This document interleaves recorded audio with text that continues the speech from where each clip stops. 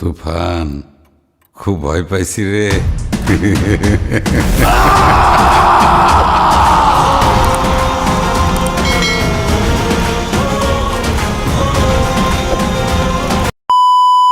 Hello ভাই ভাবির, welcome to another brand new video. আজকের ঘটনা কি?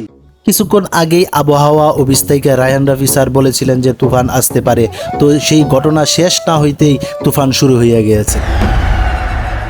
পূর্বের কথা মোতাবেক ঠিক তাই, পূর্বের কথা মতোই আমাদের বস সাকিব খান হাজির হইয়া গিয়েছেন তুফান নিয়ে।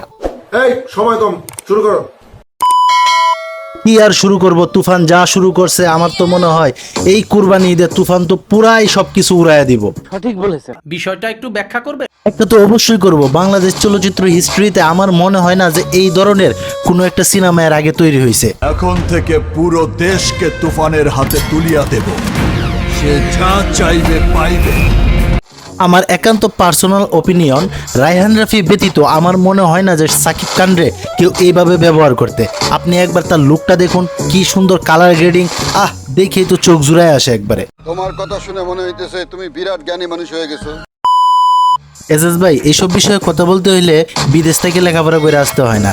যারা সিনেমা পাগল ওরা অবশ্যই বুঝে যে কোনটা ভালো কোনটা খারাপ।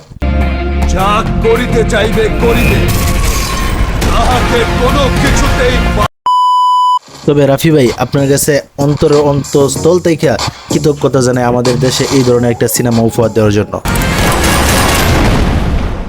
আর এর ব্যত্যয় ঘটিলে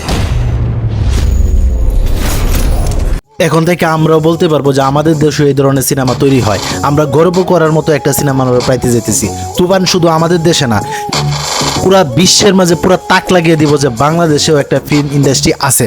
আর এতদিন পর্যন্ত যে বুড়া বুড়া লোকেরা এসব আউল ফাউল কথা বলবো, তারাও শিক্ষা পাইবো যে বাংলাদেশেও ভালো সিনেমা তৈরি হয় এবং আগামীতেও তৈরি হবে।